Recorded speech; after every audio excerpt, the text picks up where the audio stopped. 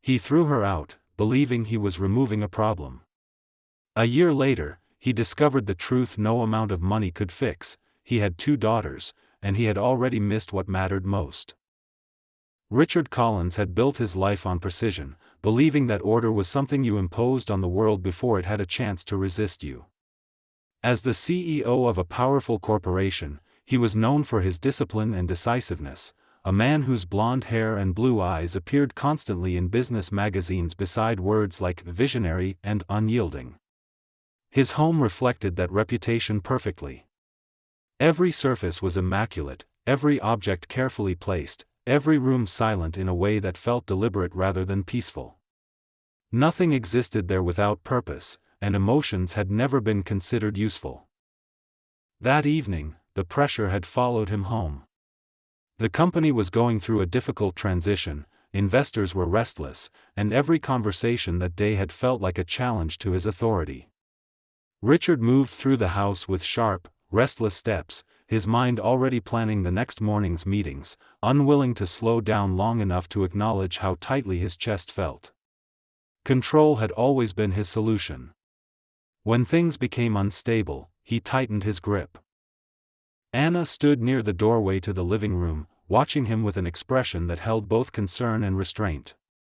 Her brown hair was loosely tied back, a few strands falling across her face, and her blue eyes reflected a quiet worry she had learned not to voice too loudly. She had been living beside Richard for long enough to recognize the signs, the moments when his world narrowed and anyone close to him became an obstacle rather than a partner. "Richard," she said carefully, choosing her tone the way one might choose steps on unstable ground. "We need to talk." He stopped, though his body remained tense, as if pausing physically was all the patience he could spare. "Not now," he replied without looking at her. "I don't have time for this." Anna felt the familiar sting of dismissal, but she didn't step back. "You haven't had time for us in weeks," she said quietly. "I'm not asking for much. I just need to know where I stand." That was the moment something hardened in him. He turned, his expression cold and composed, the mask he wore so easily sliding into place.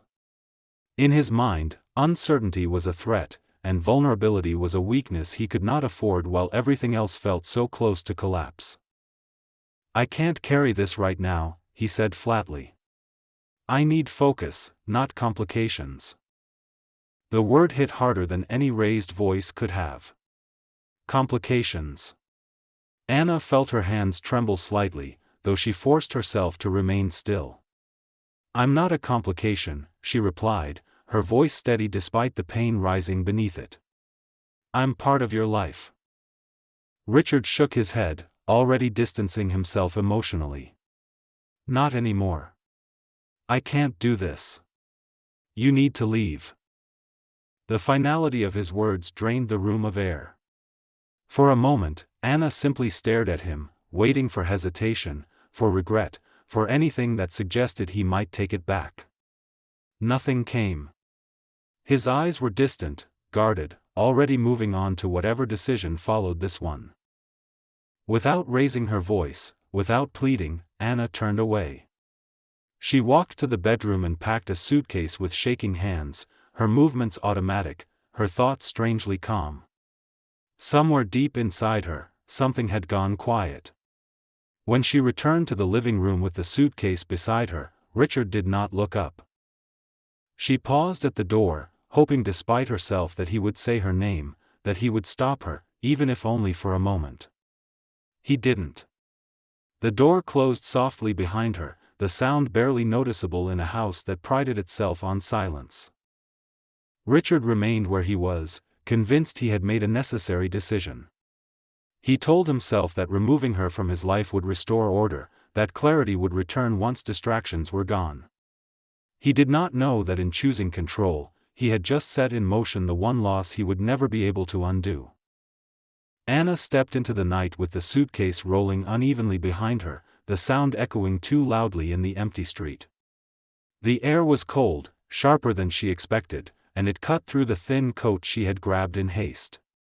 For a few seconds, she simply stood there, staring at the dark windows of the house she had just left, waiting for a light to turn on or a door to open. Nothing happened. The silence confirmed what she already knew. That chapter of her life had closed without negotiation. She began to walk, not because she knew where she was going, but because standing still felt unbearable. Each step carried her farther from a place that had once promised safety, yet never truly delivered it. Memories pressed in from all sides, quiet dinners eaten alone, conversations cut short, the constant feeling of making herself smaller to fit into a life that had no room for uncertainty. She realized, with a strange sense of clarity, that leaving had not been an act of weakness. It had been an act of survival. The first nights were the hardest. Anna stayed in a modest motel on the edge of the city, the kind of place that smelled faintly of detergent and old carpets. The room was small and impersonal, yet it offered something the house never had: freedom to breathe. She lay awake listening to distant traffic, replaying the past not to mourn it, but to understand it. She asked herself how long she had ignored the signs, how often she had convinced herself that patience would eventually be rewarded. A few weeks later, her body began to betray a truth she had not yet considered. The fatigue was heavier than stress, the nausea unfamiliar. When the test confirmed it, Anna sat on the edge of the bed for a long time, the small white stick resting in her trembling hand. Fear surged first, swift and overwhelming. Then disbelief. And finally, resolve. Whatever else had been taken from her, this life growing inside her would not be abandoned. The doctor's appointment brought another shock. The calm voice explaining the results, the word twins spoken gently, as if softness could lessen its weight. 2 heartbeats. 2 futures. Anna felt the room spin, her thoughts racing ahead to worries she could barely name. Money. Work. Space. Support. She thought of Richard, not with longing, but with a distant awareness that telling him would change nothing about what had already been done. She left the clinic and walked for a long time, letting the city absorb her confusion. By the time she returned to the motel, something steady had formed beneath the fear. Determination. She placed a hand on her stomach, a quiet promise forming without words. She would do this. It would be hard, and she would be afraid, but she would not disappear the way she had been made to feel disposable. Anna found a small apartment soon after, barely more than a single room with a narrow kitchen and a window that faced a brick wall. It was imperfect and temporary, but it was hers. She found work where she could, saved every dollar, and learned to plan for a future that no longer included compromise for someone else's comfort. As weeks turned into months, her body changed, and with it, her understanding of herself. She was no longer the woman who waited to be chosen. She was becoming someone who chose, even when the path was uncertain. Each night, she spoke softly to the lives growing inside her, telling them stories about strength and honesty, about a world that could be harsh but would never be empty of love. Richard remained absent from her thoughts in any meaningful way. Not because he didn't matter anymore, but because survival required focus, not reflection. Anna was moving forward now, carrying 2 lives that would depend on her entirely. And in that responsibility, she found a strength she had never been allowed to claim before. The months that followed demanded more from Anna than she had ever given herself permission to admit she possessed.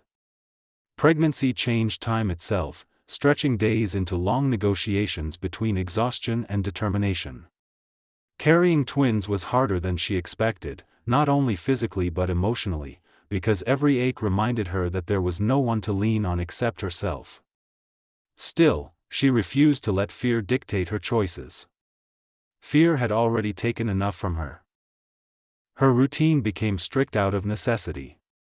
She woke early, even when sleep had been restless, and worked until her body told her she could not push further. Some days she cleaned offices after hours, other days she helped in a small cafe where the owner paid her in cash and never asked questions. She learned to calculate everything carefully: how much food would last a week, which expenses could be delayed, which could not. Doctor's appointments were never optional. She would go hungry herself before risking anything that could affect the babies.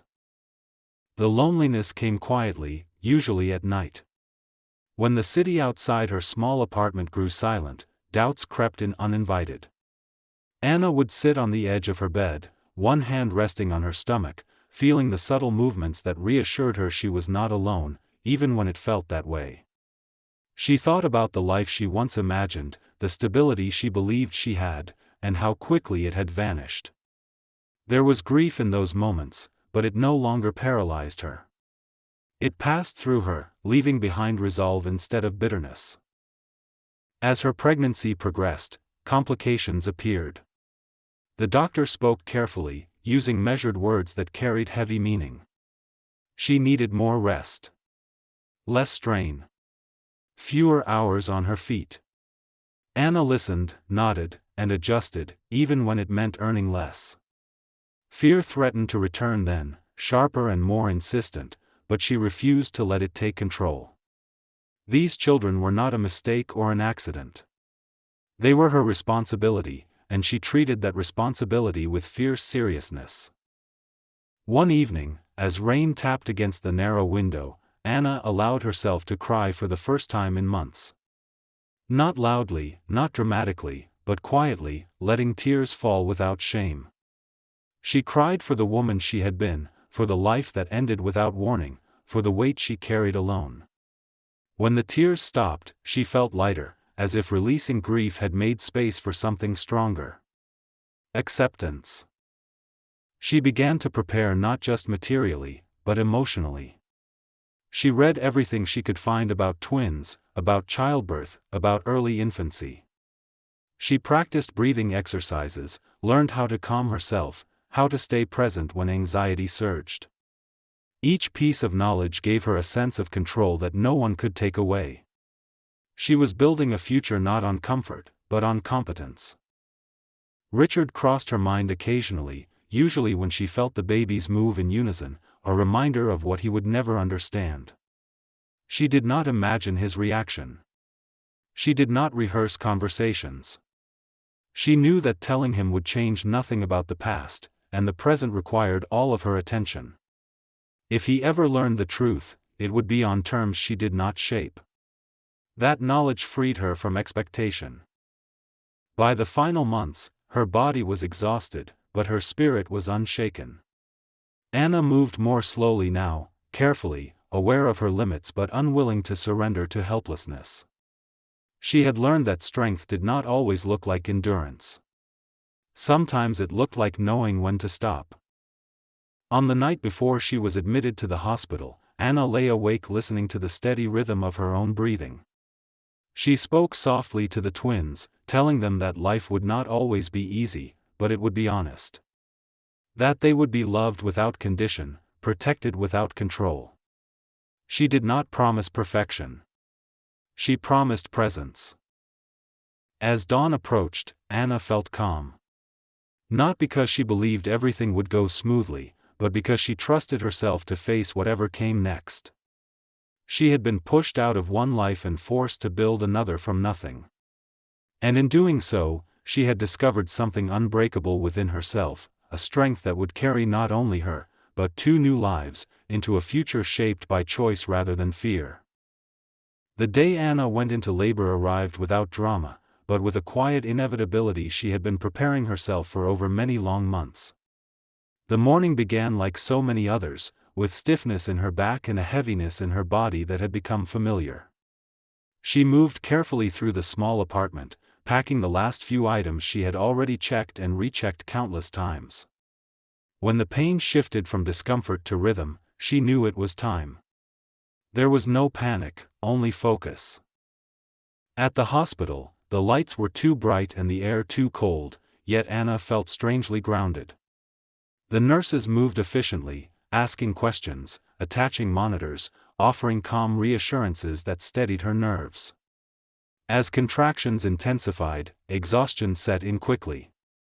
Carrying twins had taken more from her body than she had realized, and each wave of pain demanded complete attention. Still, she did not feel alone. Every breath she took was anchored by the knowledge that 2 lives depended on her strength. Labor was long and unforgiving. Hours passed in a blur of pain, encouragement, and relentless effort.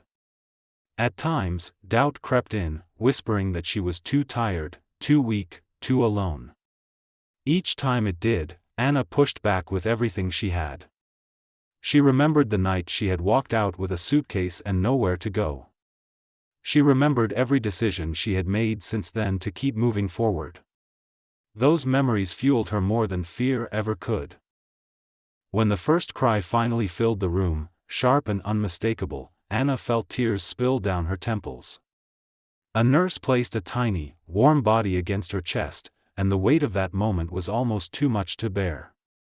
Moments later came the second cry, just as strong, just as insistent, as if the world had suddenly doubled itself. Emma and Lucy entered her life not as fragile ideas, but as undeniable reality.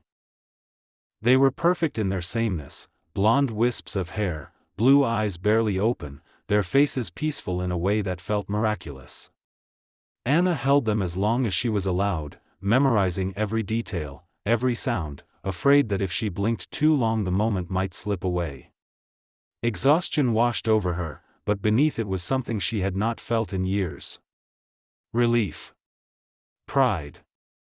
Love without condition. The days that followed were a blur of recovery and adjustment. Anna learned quickly how little sleep mattered when instinct took over. Feeding schedules, soft cries, tiny fingers curling around hers, all of it became her world. There were moments when fear returned, sudden and sharp, usually late at night when the hospital was quiet and her thoughts had space to wander. She wondered how she would manage alone, how she would protect them from a world that had not been kind to her. But every time doubt threatened to overwhelm her, one of the girls would stir, their small sounds pulling her back into the present. She realized then that strength did not come from certainty. It came from commitment. From showing up even when the path ahead was unclear. When she was discharged, Anna stepped outside with the twins bundled against her chest, the city air cool and fresh against her face. She felt changed in a way that went beyond motherhood. She was no longer surviving. She was building. Back in her small apartment, life settled into a new rhythm, demanding and relentless, yet filled with meaning. Anna adapted quickly, learning to move quietly, to anticipate needs, to exist on fragmented sleep without resentment. She accepted help when it was offered without allowing it to define her. These children were not her burden. They were her purpose. Late one night, as she watched Emma and Lucy sleep side by side, identical and inseparable, Anna made a silent promise. No matter how difficult things became, no matter what the future demanded, she would never allow them to feel disposable. She had learned that lesson too well herself. And as the room filled with the steady sound of their breathing, Anna understood that the hardest chapter of her life had not broken her. It had shaped her into someone capable of carrying far more than she had ever imagined. The first year with Emma and Lucy tested every limit Anna thought she had already reached, then pushed far beyond them. Days blended into nights, sleep became fragmented and unreliable, and silence turned into a distant memory. The twins demanded everything at once, sometimes crying together in perfect unison, sometimes taking turns as if they had already learned how to exhaust her strategically. Anna moved through each day on instinct, her body aching, her mind fogged, yet her resolve unbroken. Money was tight in a way that forced constant calculation. Anna returned to work earlier than she should have, taking on remote tasks when the girls slept and small jobs she could manage while they rested beside her in a crib she had found secondhand. She learned to type with one hand, to rock a stroller with her foot while answering emails, to measure her energy as carefully as her budget. There were moments when exhaustion blurred her vision, when she sat on the kitchen floor after midnight with tears streaming down her face, not because she regretted her choices, but because she was human and overwhelmed. Despite everything, she never allowed bitterness to settle in her heart. She did not speak Richard's name aloud, did not replay old arguments, did not indulge in fantasies of confrontation. There was no room for that kind of emotional weight. Her daughters needed her present, not consumed by the past. She chose to focus on what she could control, and that choice became her quiet strength. Emma was the calmer of the two, observant and serious even as an infant, her blue eyes following movement with intense concentration. Lucy was louder, quicker to cry, quicker to laugh, her emotions worn openly and without apology. Anna learned their differences early, responding to each with care, refusing to treat them as identical simply because the world saw them that way. They were two separate lives, two separate souls, and she honored that every day. There were nights when Anna sat between their cribs, one hand resting on each small chest, listening to their breathing just to reassure herself that everything was still all right. In those moments, fear sometimes crept in quietly, whispering questions she had no energy to answer. What if she got sick? What if she failed them somehow? She pushed those thoughts away not with denial, but with preparation. She made plans, built routines, created a support network slowly and carefully. A neighbor began helping occasionally, an older woman who saw Anna's exhaustion without pity and offered assistance without conditions. A local clinic provided support programs Anna hadn't known existed. Piece by piece, she allowed help into her life without surrendering control. Strength, she realized, was not isolation. It was discernment. Throughout that year, Richard remained unaware of everything he had missed. First smiles. First sleepless nights survived. First quiet victories. Anna did not imagine his reaction if he knew. She did not need his absence to feel heavy in order to validate her struggle. The life she was building was real and demanding, and she met it with unwavering commitment. On the twins' first birthday, Anna baked a small cake in her tiny kitchen, the frosting uneven, the decoration simple. She sat on the floor with Emma and Lucy between her, watching them clumsily explore the unfamiliar sweetness with wide eyes and messy hands. Laughter filled the room, genuine and unrestrained. In that moment, exhaustion faded into the background, replaced by a sense of accomplishment so deep it almost frightened her. She had been thrown out, dismissed, underestimated. Yet here she was, standing firm, raising two healthy, loved children with nothing but determination and honesty. Anna looked at her daughters and understood something fundamental. She had not just survived that year. She had rewritten her life. Richard learned the truth on an ordinary afternoon that should have meant nothing. He was in his office, reviewing reports with the same detached efficiency that had defined his days for years, when an old acquaintance mentioned Anna's name in passing. It was not said with drama or intent, just a careless reference to the twins and how hard she had worked to manage everything alone. The words landed with quiet force, slicing through Richard's concentration before he could stop them. He asked for clarification too quickly, his tone betraying a tension he rarely allowed anyone to hear. The answer came without malice, without embellishment. Anna had given birth to twin girls. They were a year old now. Healthy. Beautiful. Blonde with blue eyes. The description felt unreal, as if it belonged to someone else's life, not his. For a moment, Richard said nothing, his mind struggling to align facts with memory, timelines rearranging themselves with brutal clarity. After the conversation ended, Richard remained seated, staring at nothing. His office, usually a place of control and certainty, felt suddenly foreign. The silence pressed in on him, heavy and accusatory. He replayed the past relentlessly, the night he had told Anna to leave, the cold certainty with which he had closed the door on her life. The realization that she had been carrying his children at that moment struck him with a force that left him breathless. Guilt arrived first, sharp and undeniable. Then came something deeper, more unsettling. Loss. Not the abstract kind tied to missed opportunities or failed investments, but a personal, irreversible absence. He had not been there for the pregnancy. He had not heard the first cries, held their tiny bodies, shared in the fear or wonder of those early days. The world had moved on without him, and for the first time, his wealth offered no protection from that truth. Richard's carefully maintained composure began to fracture. He left the office early that day, an action so rare it went unquestioned only because no one dared to ask why. At home, the silence that once comforted him felt unbearable. Every room reminded him of what he had prioritized, and what that priority had cost. He poured himself a drink he did not finish, his thoughts spiraling toward a reality he had never prepared to face. He tried to imagine Anna's life over the past year, not as a victim, but as a mother. He saw her strength in his mind, her refusal to break even when abandoned. The thought unsettled him deeply. She had not waited for him. She had not asked for help. She had endured, and in doing so, she had built something entirely outside his reach.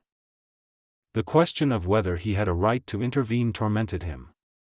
He knew money could open doors, lawyers could enforce rights, but the idea of forcing his way into their lives felt wrong in a way he could not ignore.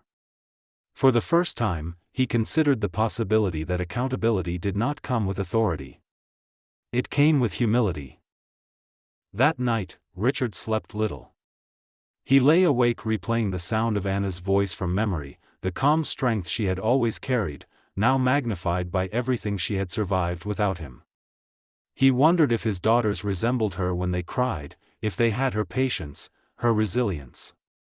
He wondered if they would ever look at him without fear or confusion, if he deserved that chance at all. By morning, one truth had settled firmly in his mind. Knowing was no longer enough. Ignorance had protected him once, but now that protection was gone. Whatever happened next would not be about reclaiming control or soothing guilt. It would be about facing the consequences of a choice he had made freely. And for the first time since Anna had walked out of his life, Richard understood that the hardest negotiations were not fought in boardrooms. They were fought within, against pride, fear, and the temptation to arrive too late with excuses instead of presence. Richard did not go to Anna immediately. That decision, deliberate and restrained, surprised even him. A year earlier, he would have acted on impulse, driven by authority or entitlement, convinced that his presence alone could fix what had been broken. Now he understood how dangerous that instinct was. Showing up without preparation would not prove responsibility. It would only reopen wounds he had caused and risk disrupting lives that had learned to function without him. He began by learning everything he could from a distance. Not through investigations or legal channels, but through quiet observation and honest inquiry. He spoke to people who knew Anna now, not the woman she had been when she lived under his roof. He learned about the small apartment, the long nights, the way she worked without complaint, the reputation she had earned for reliability rather than dependence. Every detail carved deeper into him, not as punishment, but as understanding. She had not collapsed without him. She had become formidable. Weeks passed before he allowed himself to consider contact. During that time, Richard changed his own life in ways no one around him could fully explain. He canceled trips, stepped back from daily operations, delegated control he had once guarded obsessively. His colleagues noticed the shift, whispering about distraction or burnout, but he ignored them. For the first time, his focus was not external. It was internal, and it demanded honesty rather than efficiency. When he finally reached out, he did not call. He wrote. The message was brief, careful, and unprotected by excuses. He acknowledged what he had done. He acknowledged what he had missed. He did not ask for forgiveness or access. He asked only for the chance to speak, if and when she decided it was acceptable. He sent the message knowing silence might be the only answer he received. Anna read it late at night, after Emma and Lucy were asleep. She sat at the small kitchen table, the same place where she had once cried from exhaustion, now steady and familiar. The word stirred something she had long kept contained, not anger, not longing, but recognition. Richard was finally speaking without control. That alone marked a difference. Still, difference was not enough. She did not reply immediately. Days passed. Richard waited without follow-up, without pressure. That patience did not go unnoticed. Anna watched for disruption in her own emotions, for the old instability to return. It did not.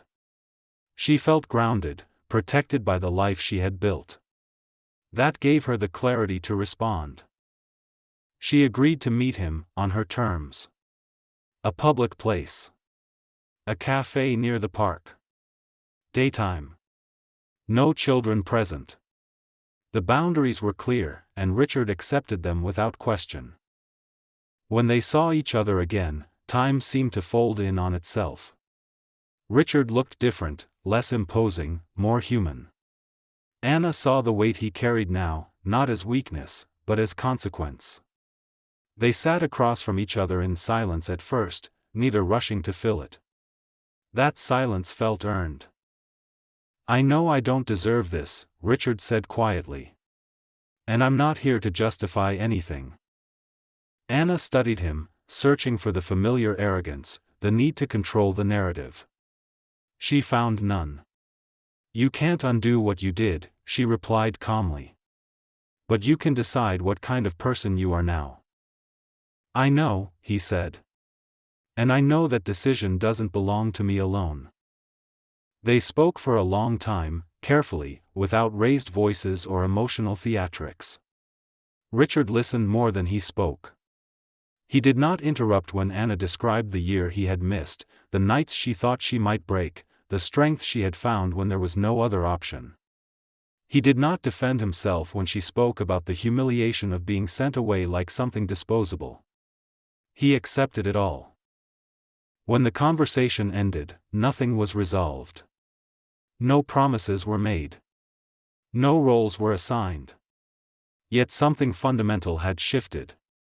Richard left understanding that being a father was not about arrival. It was about endurance. It was about proving, slowly and without demand, that he could be trusted with what mattered most. Anna returned home to her daughters, lifted them from their cribs, and held them close. She felt no regret about agreeing to meet him. She felt cautious clarity. Whatever happened next would not erase the past, but it might shape the future. And this time, she would not step aside for anyone else's comfort. Far from the certainty of boardrooms and contracts, both of them stood at the edge of a new chapter, one that required patience, humility, and the courage to accept that some things could only be earned by showing up again and again, even when forgiveness was not guaranteed. The weeks after that meeting unfolded with careful precision, as if both of them understood that even a small misstep could undo the fragile progress they had made. Richard did not push for another conversation. He did not send messages filled with emotion or questions. He waited, allowing silence to exist without trying to control it.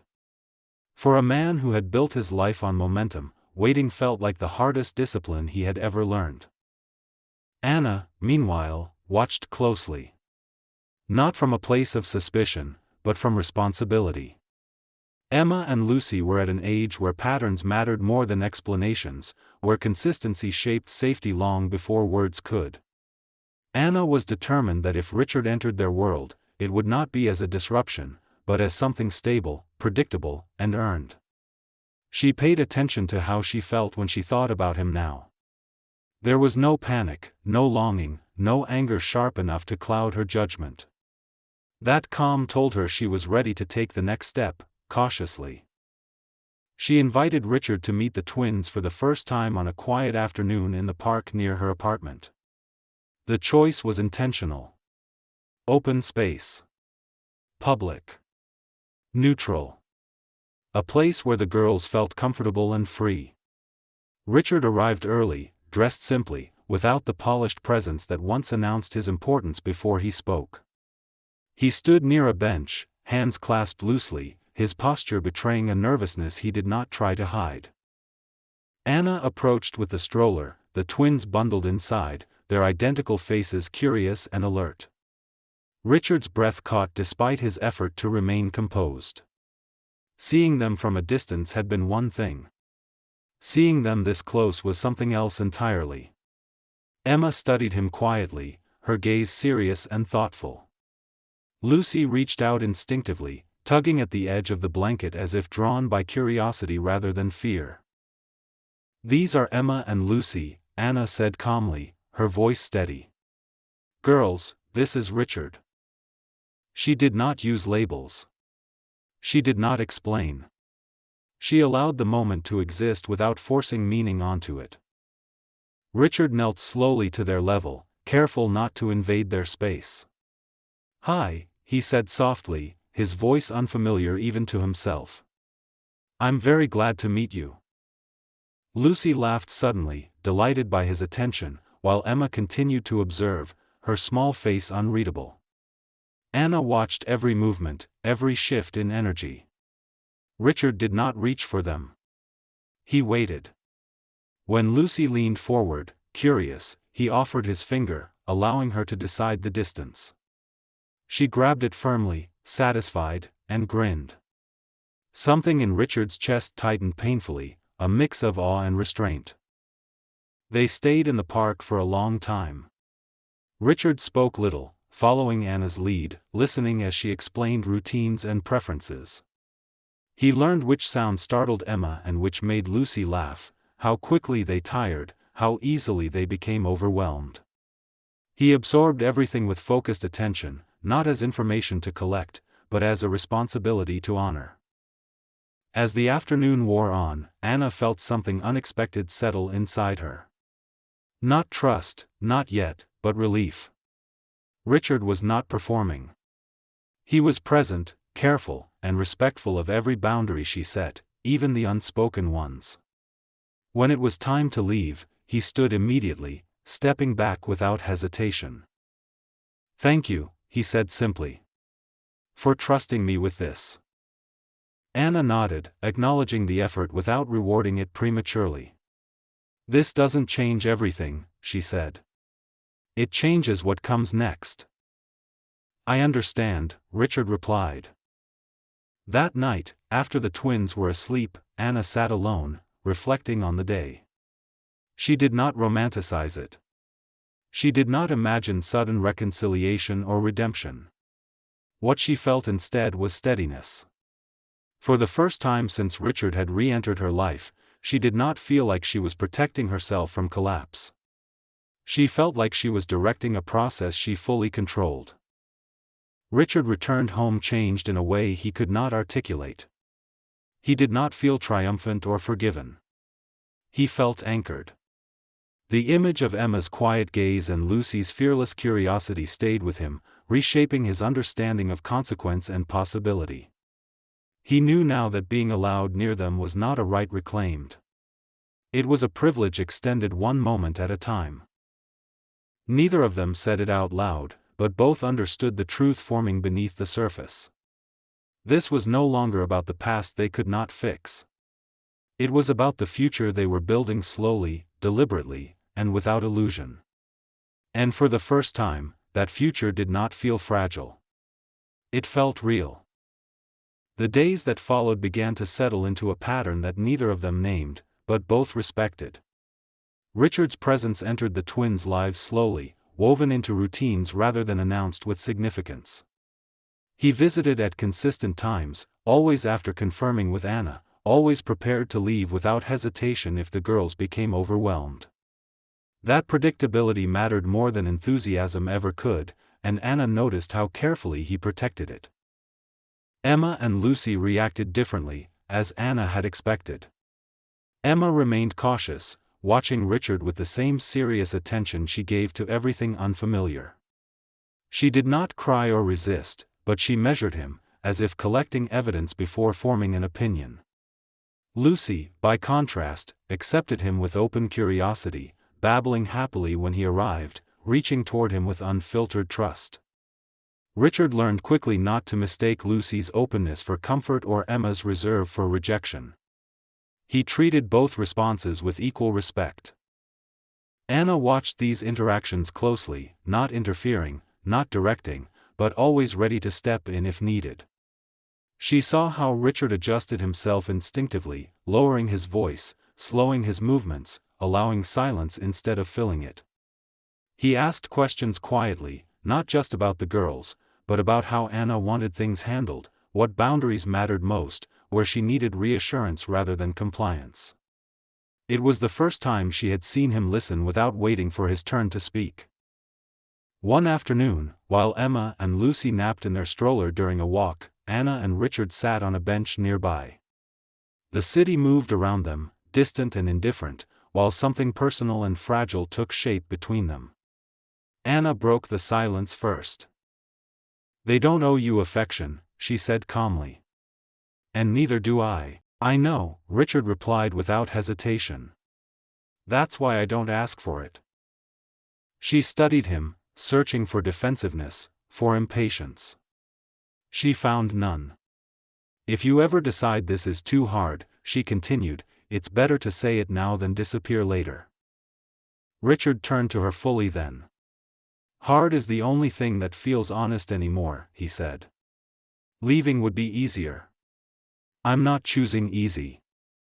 The simplicity of his words stayed with her long after the walk ended. As weeks passed, Richard became more involved in practical ways. He learned how to prepare bottles exactly the way the twins preferred, how to calm Emma when she became overstimulated, how to distract Lucy when she grew restless. He did not announce these efforts or expect praise. He treated them as obligations he had arrived late to, but was determined not to abandon again. One evening, while Anna prepared dinner, Richard sat on the floor with the twins, stacking blocks and laughing softly when they inevitably fell.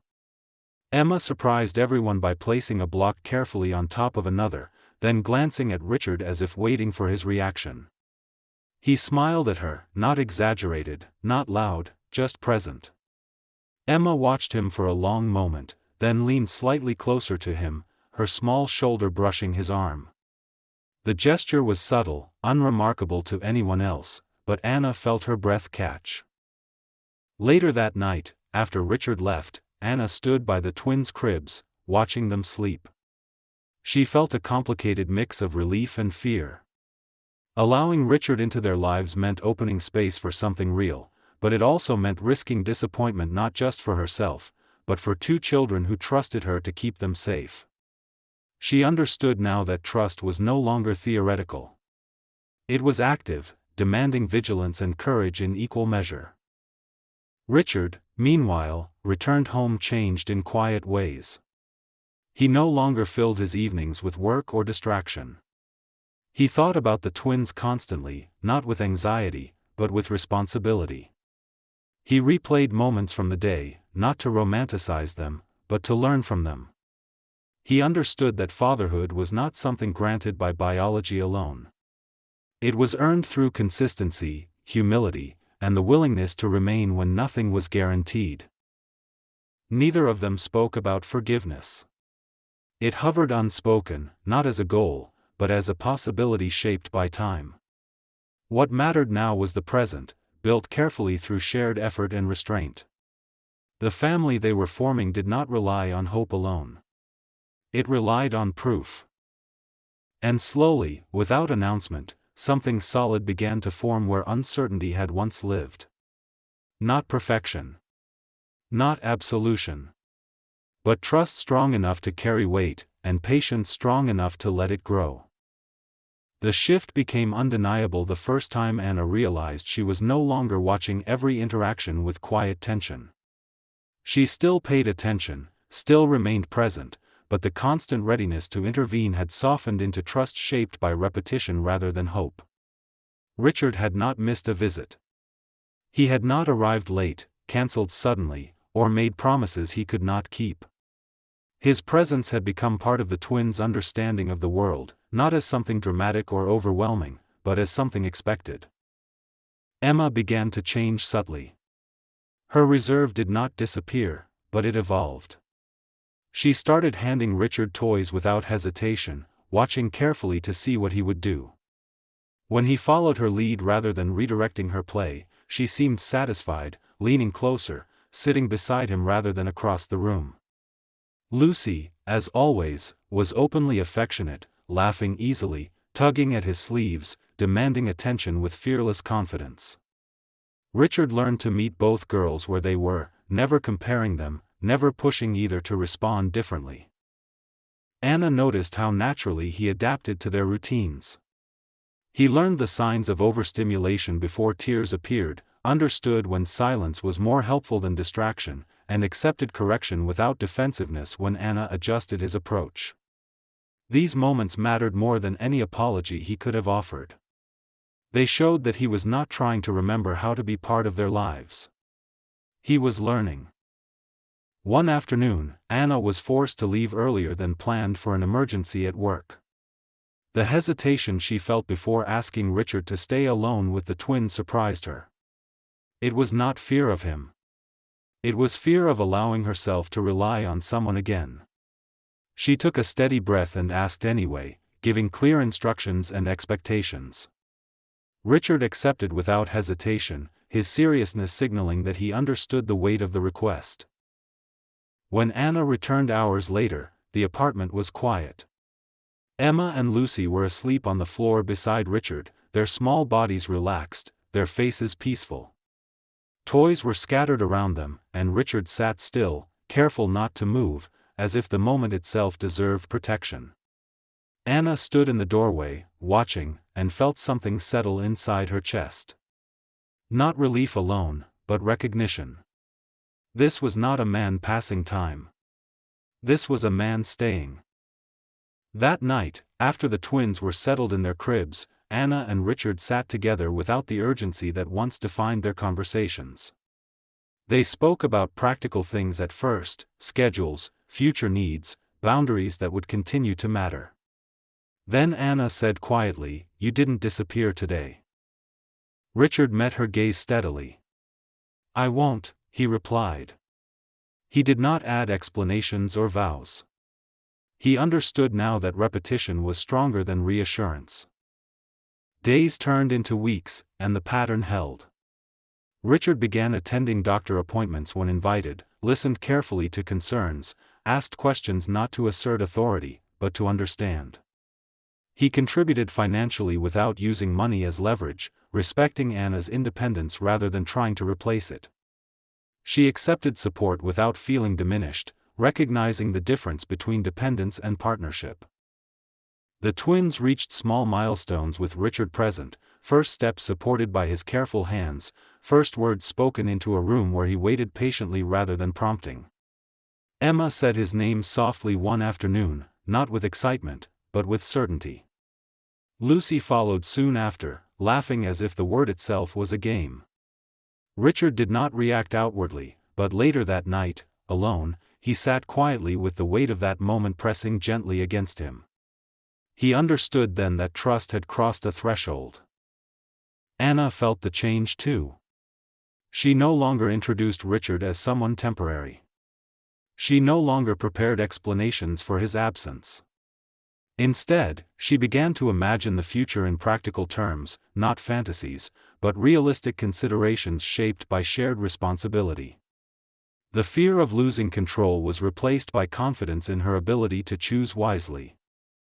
What they were building did not resemble reconciliation as it is often imagined. There were no dramatic confessions or sudden declarations of love. What existed between them was steadier than that. It was built on accountability, patience, and the mutual understanding that love, once broken, must be rebuilt slowly or not at all. Richard knew he had not been forgiven in the traditional sense. He also knew that forgiveness, if it came, would be quiet and unannounced. What mattered was that he was no longer standing outside the life he had once abandoned. He was inside it now, carefully, responsibly, and without illusion.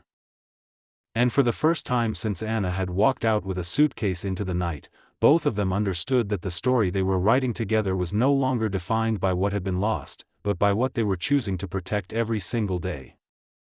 The ending did not arrive as a moment of celebration or final certainty. It revealed itself gradually, in the quiet realization that nothing needed to be proven anymore. Life had settled into a rhythm that no longer felt fragile, and Anna noticed it one morning while watching Richard prepare breakfast with Emma and Lucy seated at the small kitchen table. He moved carefully, not out of fear, but out of respect, listening as the girls argued softly about which cup belonged to whom. The scene felt ordinary, and that ordinariness carried more meaning than any promise ever could. Months had passed since Richard first stepped into their lives, and he had remained without exception. Not once had he used his authority, his wealth, or his position to take control. He had learned that his role was not to replace Anna's strength, but to stand beside it without threatening it. He showed up for doctor visits, school meetings, late nights when exhaustion returned unexpectedly, and quiet afternoons when nothing remarkable happened at all. He stayed not because he was watched, but because leaving was no longer an option he allowed himself to consider. Anna felt the change in herself as much as she saw it in him. She no longer felt the need to guard every emotion or prepare for loss in advance. The past still existed, but it no longer ruled her decisions. She had forgiven Richard in the only way that mattered to her, not by erasing what he had done, but by allowing him to be fully responsible for what came next. Forgiveness had arrived quietly, without ceremony, disguised as trust that no longer needed constant reinforcement. Emma and Lucy grew into their own sense of security, unaware of the weight their parents carried to give it to them. Emma remained thoughtful and observant, her trust deliberate and deeply rooted. Lucy stayed fearless and expressive, confident in the knowledge that she would be caught whenever she leapt forward. They called Richard Dad naturally now, without hesitation or testing, the word fitting easily into their understanding of the world. He accepted it with humility, never forgetting how late he had arrived to that privilege. One evening, as the family returned from a walk, Anna stopped briefly at the doorway, watching Richard lift the girls inside, listening to their laughter echo through the apartment. She felt a familiar ache rise, not of pain, but of reflection. She had once been sent away with nothing but a suitcase and uncertainty. Now she stood in a life built on her own terms, shared with someone who had learned the cost of absence too well to repeat it. Later that night, after Emma and Lucy were asleep, Anna and Richard sat together in silence, not because words were difficult, but because they were unnecessary. The future was no longer something they avoided or feared. It was practical, grounded, and shaped by choices made every day. "I never thought I'd allow this," Anna said softly, not accusing, not regretting, simply acknowledging the truth. Richard nodded. "I never thought I'd be worthy of it." She looked at him then, not with idealism, but with clarity. "You became worthy by staying." He did not argue. He understood that this was not a compliment, but a statement of fact. Their story did not end with declarations of forever or dramatic redemption. It ended with something quieter and stronger. A family formed not by timing or comfort, but by accountability, patience, and the courage to face consequences without running from them. Richard had lost everything once by choosing control over compassion. In learning to let go of that control, he gained something far greater than power had ever given him. And Anna, who had walked away to protect herself and her children, found that strength did not disappear when shared. It multiplied. In the soft rhythm of a life finally lived honestly, they found their happy ending, not as a reward, but as a responsibility they chose to carry together. This story was written as a reflection on how easily fear and power disguise themselves as necessary decisions. I wanted to show that the most painful actions are often driven not by cruelty, but by the desire to maintain control. Life does not negotiate with control, it responds with consequences. Change is possible, but only when a person stops justifying the past and begins taking responsibility through actions, not words. You cannot erase someone from your life without consequences. Strength is not the ability to push others away, but the courage to stay. Forgiveness does not restore the past, but honest responsibility can build a future. This story is entirely fictional and created by the author of the channel. Any resemblance to real people is purely coincidental.